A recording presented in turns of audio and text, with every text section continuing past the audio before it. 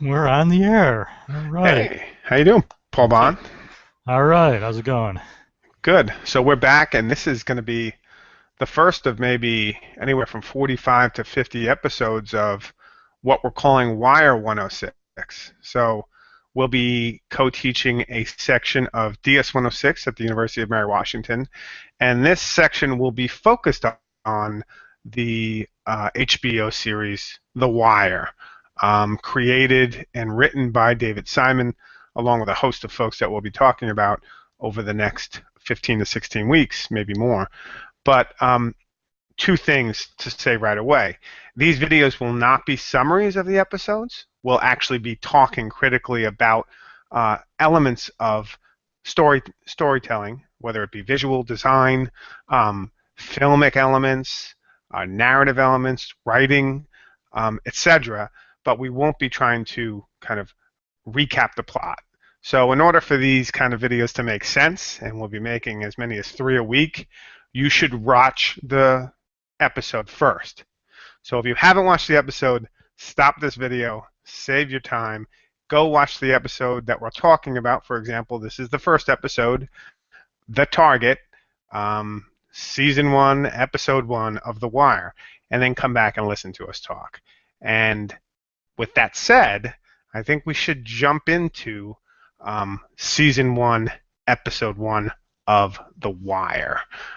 So, Paul, one of the things that, and I'll start this off, one of the things that often comes up, and I think the students and anyone who's taken this open online will immediately come up against is the question, is The Wire a TV show about cops? Is it another cop show? And we've seen a million of them.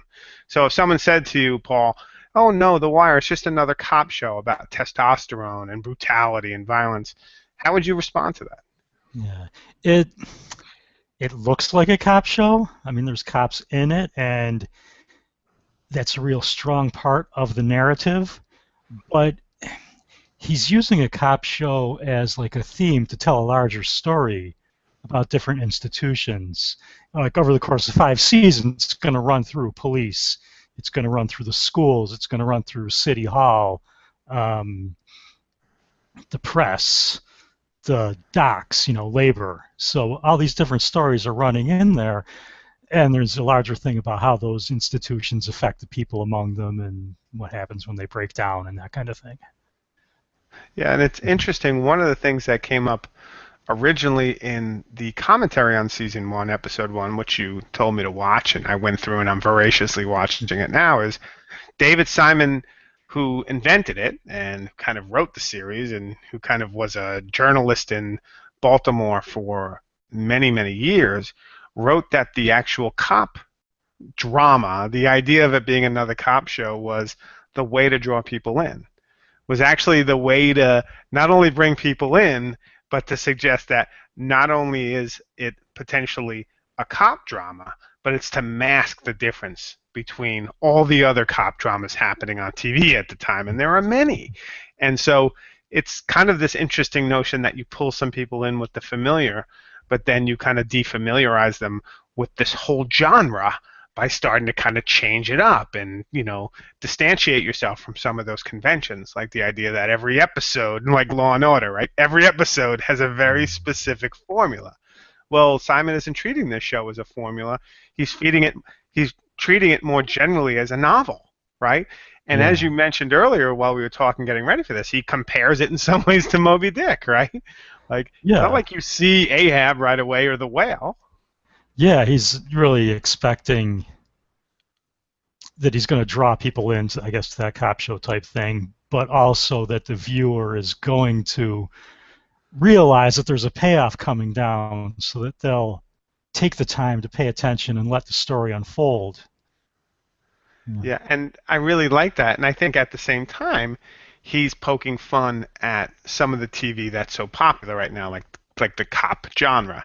And one of the points when he was talking about his commentary is, the kind of typical cop show is all about adrenaline and sirens and cops with guns out, and he actually has a scene in the first episode where that happens, and he kind of talks a little bit like this. So let's play a little bit of that scene and then talk about how maybe The Wire is different. So let me share my screen.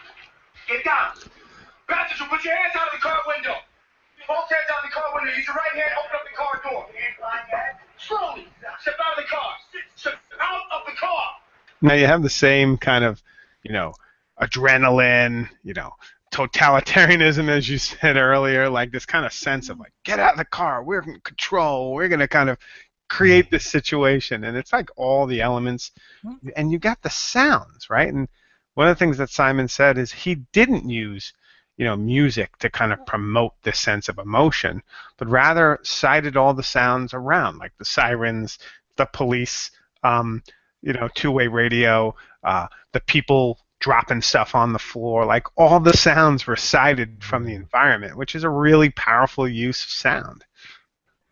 Yeah. Yeah. He's sort of like maintaining that documentary type feel, I guess, by having everything, all the sounds being environmental. Um, and I guess that contributes to the realism of it. It's Yeah, dramatic, but it's not so much like forced drama. it is. And the realism also is that at the end of the scene, the joke of it is it's pumped up like those cop shows, but they don't really establish anything. Like there's a gun or two in the car, and there's this sense that it's a bust, but there's no real bust, and it's kind of deflated, as you mentioned, by the detective that comes over and lets them know they missed a gun, and like they're kind of incompetent. And so it's just kind of poking fun at this notion of pumping up this idea of the cop show, which is just masking some deep incompetence behind that mentality, which we see kind of reemerge again and again in this series. I'm sure we'll talk about it again. So Yeah. the idea of playing off the genre of the cop show is, immediately it is a cop show, but it's also a cop show that's not a cop show, right? That's using that as the way in.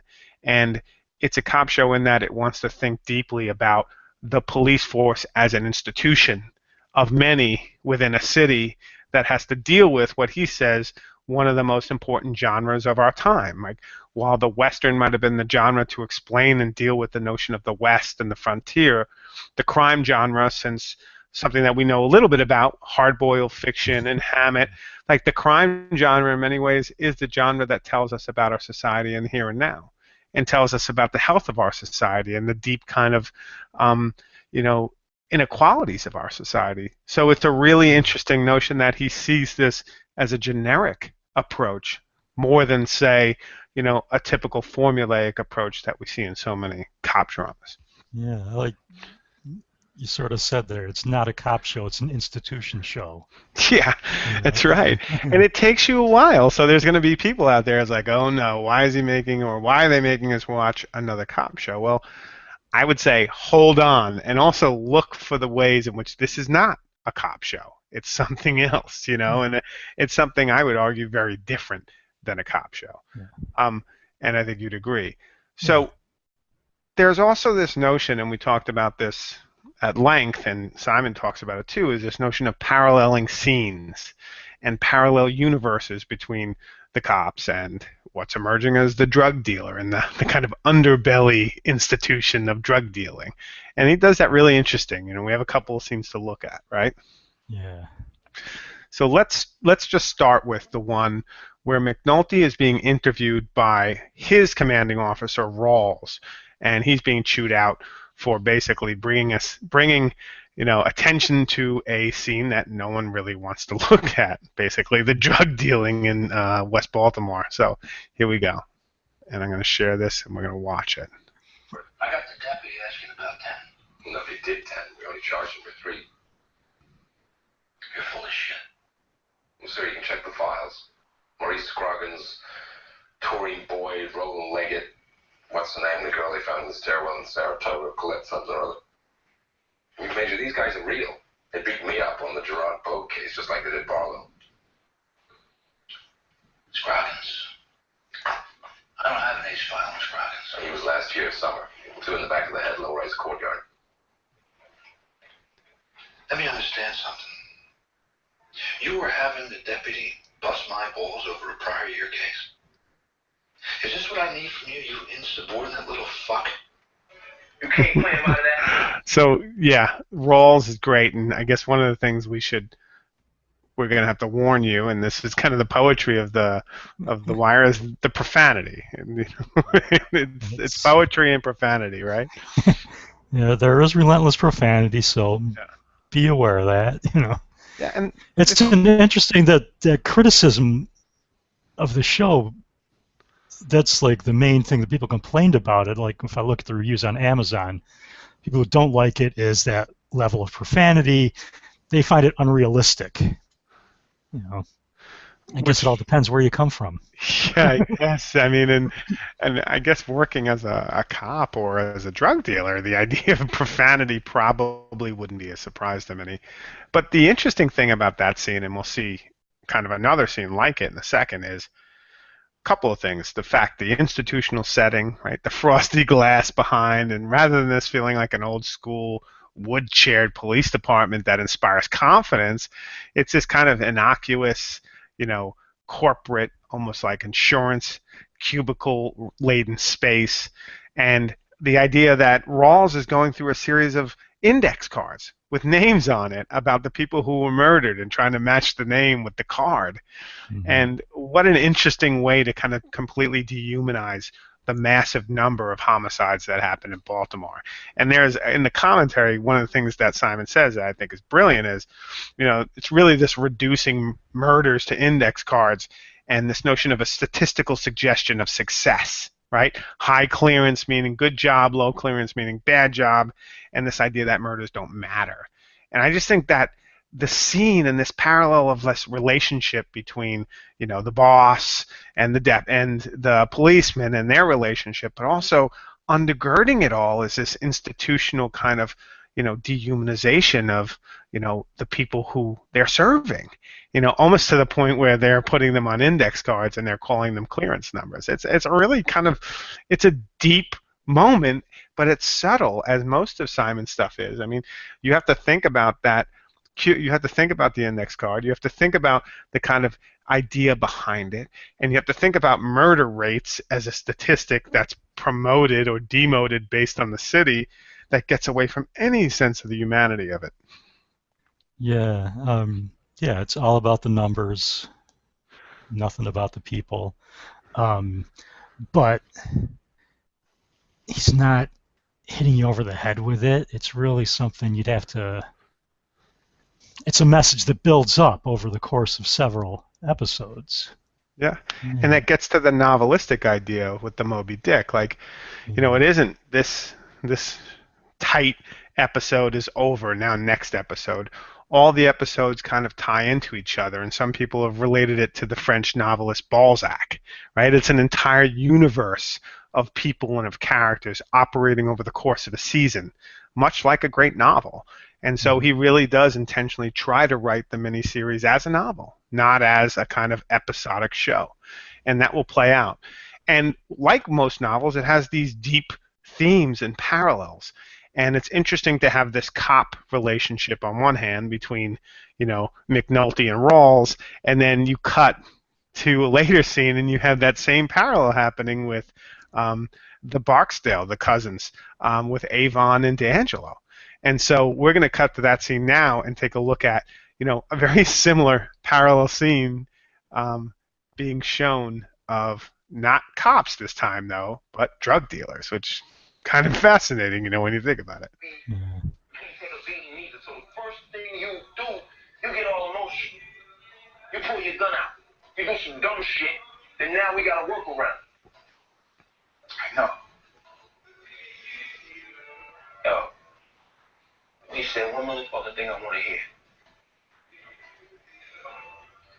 You're right. You're right. I mean, I gotta start thinking more. You be saying that all the time, and you're right.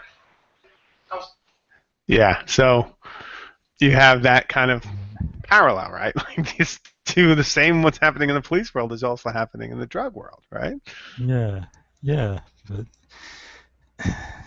you get the parallel, but there's a difference there too, because if you look at the relationship between McNulty and Rawls, or really between Rawls and anyone, Yeah, um, exactly. like, they hate each other, and there's just like sheer contempt going on there. Whereas in the gang, these people, they like each other, they're family, they're friends. There's a level of loyalty that seems to be missing on the good guy side. Absolutely. And if you look at that, like, Barksdale, they actually start laughing a little bit and talking about, that scene, like how people did change in the courtroom and joking about it. Whereas with Rawls and McNulty, there's no joke, right? These Yeah. people hate each other, and they're only tied together by the institution.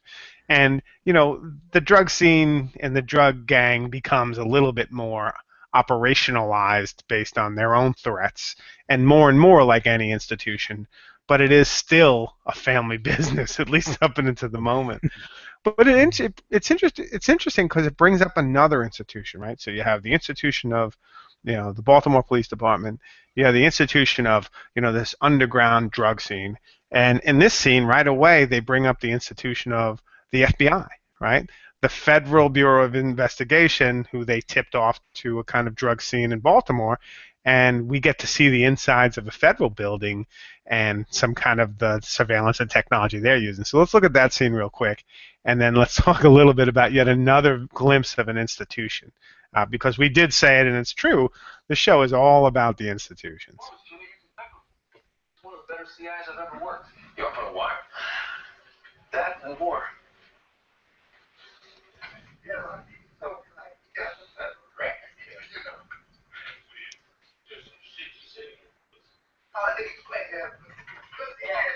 Jesus Christ. Pretty fucking great, huh? How'd you get this on tape? It's not tape. That's live, brother. It's live? Live. From a 3-story walk-up on Homer Avenue to the bottoms of Pimlico. This is going on right now? As we speak. How? Fiber optic lensing. Camera's behind a hole in the drywall. So small looks like a nail might have made it. Where's the mic? These motherfuckers sound great. 2 remotes behind the baseboard heating ducts. That's about $3K raw on the table today. We followed all the way from New York. You up in New York on this? We could be. We're backing into some Dominicans up there. We could have a Title III on them right now if we wanted. Wrong war, brother. Most of the squad's been transferred to counterterrorism. This thing's the last drug case we got pending. I have shut down by the end of the month. You guys getting out of drugs? Yeah, for a while, yeah. We just don't have the manpower to say anything big. Not since those towers fell. What, we don't have enough love in our hearts for 2 wars? Yeah, I mean that's obviously a great scene, but also a great final statement, right? We don't have the love in our hearts for 2 wars. And Yeah. the story around this scene is interesting, right? Like, wasn't this shot and presented a couple of months before the FBI did finally change their focus? Is that right? Yeah. Yeah. He basically took a gamble, that this is what was going to happen.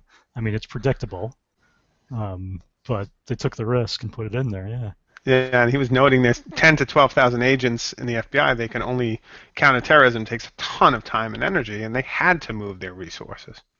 Yeah. One of the things I like about that opening shot, when we talk about design, the use of line in the ceiling, really, it's very visually striking It when is. it's laid out. Yeah. Right. And the other thing you're seeing in there is like the contrast. Like they got the nice office, they got the nice building, they got the nice equipment. They got the money. Yeah, Baltimore doesn't. that's right. They have the shiny resources and clean, and they're doing these kind of. And Jimmy's just in amazement at the resources they have and what they can do and the technology, right? And to some degree, this series was only made 10, 12 years ago, right? It wasn't made that long ago. 2002 is when it aired in June. Yeah. And in 10 or 12 years, this is kind of the technology just seems outdated. Pagers, cell phone burners, right? Like this stuff, streaming video is kind of, this is on the pretty cutting edge, the FBI here, but most of the technology already seems outdated. But it's interesting how much this show is a show about technology. It's about the technology state and the surveillance state, and how that even becomes more intense after 9/11. And this is right from the first episode. They're referencing 9/11. They're referencing the changing order of institutions, particularly the federal government, and they're referencing the changing ways we're thinking about surveillance as a state and as a nation. And that's a really powerful theme across all the institutions over the next 5 seasons. Right? I mean, it just does not go away. And that scene of these people in their kitchen or wherever they are, making drugs and counting money or whatever, that's live streaming, right? Like that's and we know now that technology is, anyone can do it at any time. And we're in a post NSA moment, but it's a really powerful comment on the moment, in the moment. Yeah. Yeah. I mean, another reason why I think it is kind of like a Moby Dick, or is a novel of that kind of stature, because it isn't shying away from interrogating the moment and the politics of that moment and how institutions inform that moment. Yeah. And a lot of these themes, even though maybe it is dated technology, but like there's that theme of surveillance, exercise of power, that still resonates. It absolutely does. Yeah.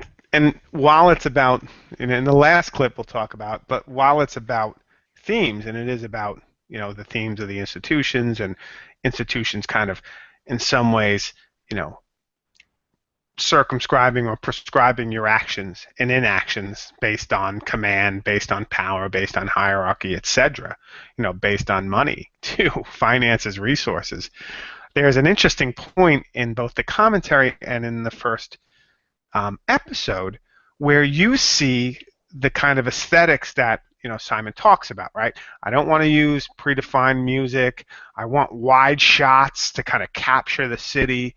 He really talks a lot about the aesthetics that they went at.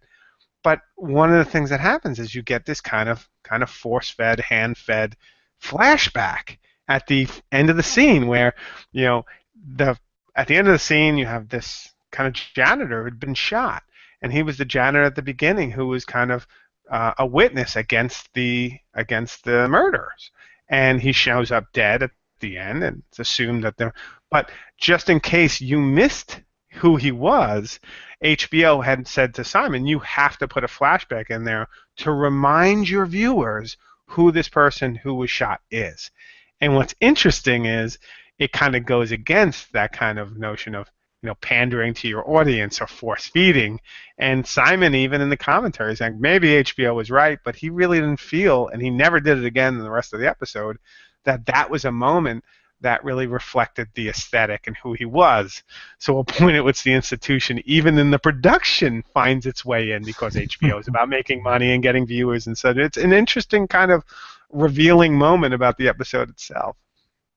Yeah. There's like a theme that's going throughout the series of challenging institutions and the way things are done.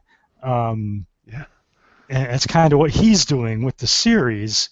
And I guess that flashback scene is sort of like the pushback that comes in. That's right. And here it is. I'll just show it quick. So here's the actual flashback, and I won't show you the whole thing. I'll just show you a little bit. You got the visual of D'Angelo at the scene of the murder, and Bunk is there actually, looking into things, and then you have the flashback.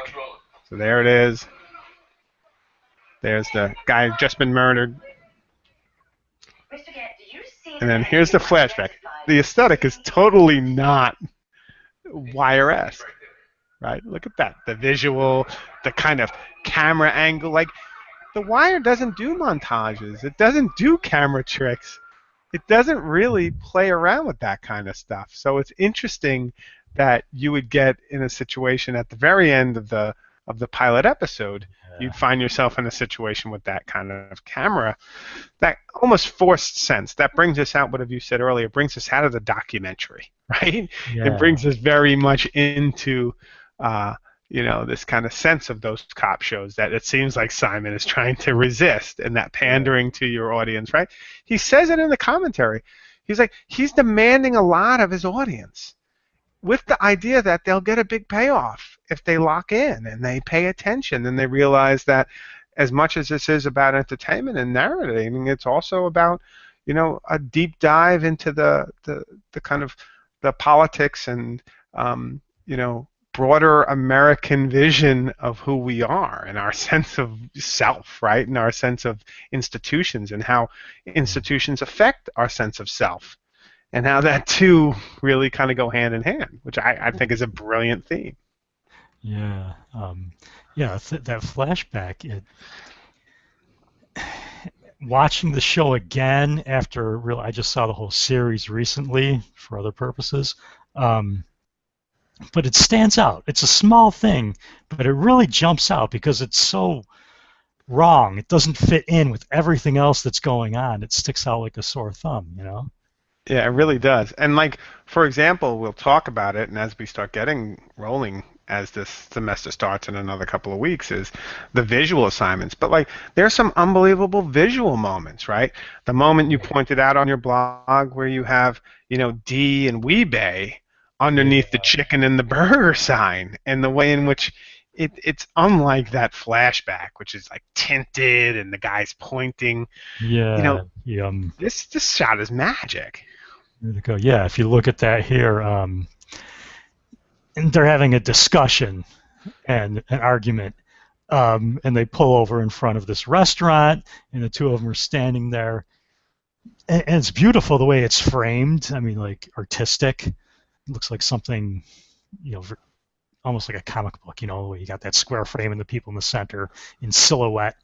But above them, it says burger and neon lights above Weebay, the hardcore killer, and then chicken above D'Angelo, Exactly. the guy who really doesn't feel like he belongs in this business, and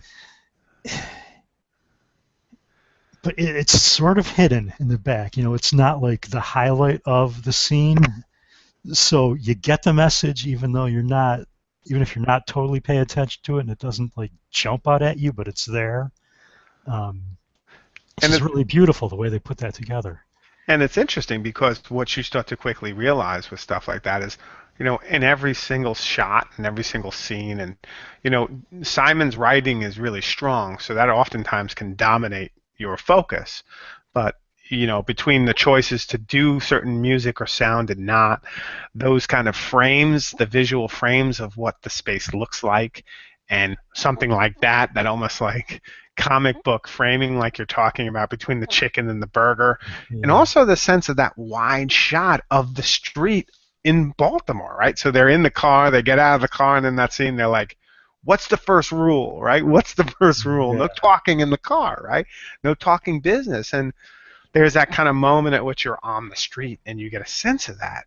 And I really love that about it, but it's completely anathema, like you said, to that flashback scene. It's just the complete opposite, and you can really feel that sense of, okay, it's this is the pilot. We do want to actually do this show, so we'll leave it in there, but nothing else like it.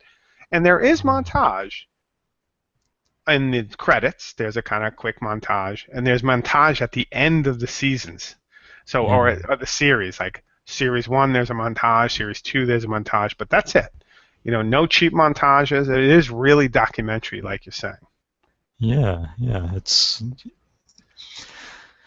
a really interesting work of storytelling, the way all the different elements are fitting together.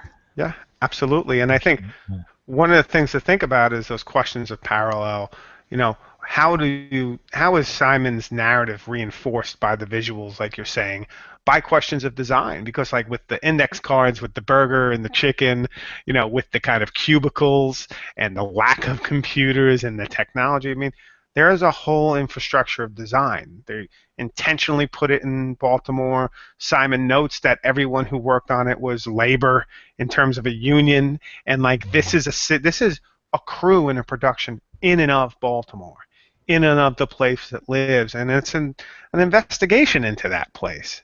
And it's like the show is constantly talking about locations. It's interesting in the commentary with Simon to hear him talk about where this shot happened, what happened to this, what happened to this, uh, particular project, how this tower is no longer there and was CGI created. Like, it's Yeah. so much about the place. And, it's been said before, it's nothing new, but it's very, very, very true. Baltimore is the leading actor. It's the real character of this drama.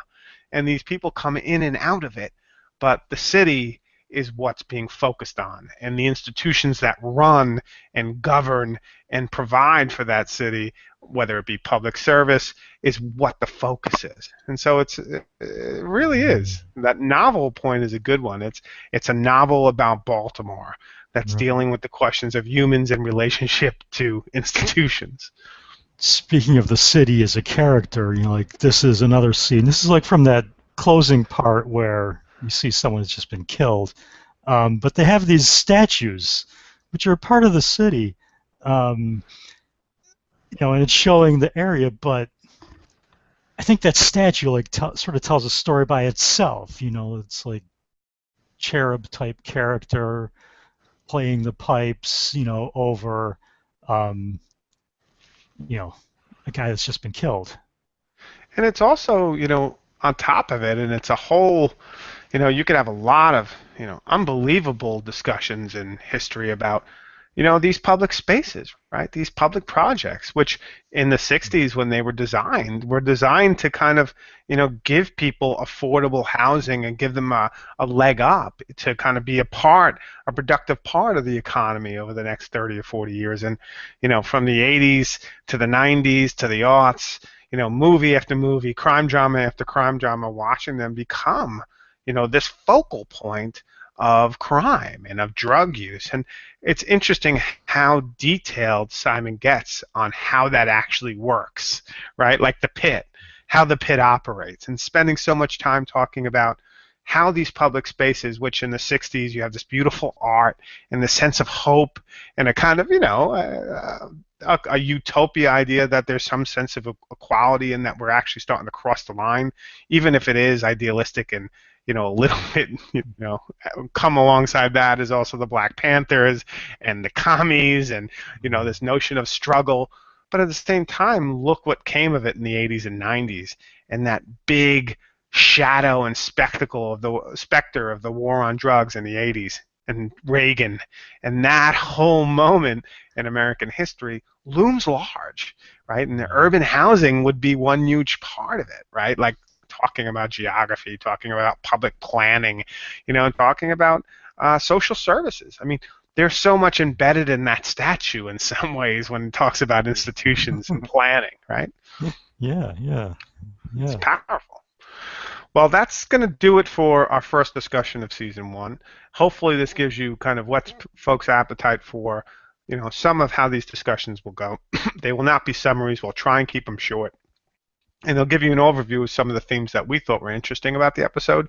But we also hope that you start using these to kind of frame your own ideas. Tell us what you think's going on. Start thinking about some of the visuals and design of this and start, writing and sharing about it. But that's about it. Good. All right. All right. Thanks, Paul. Very good. All right. So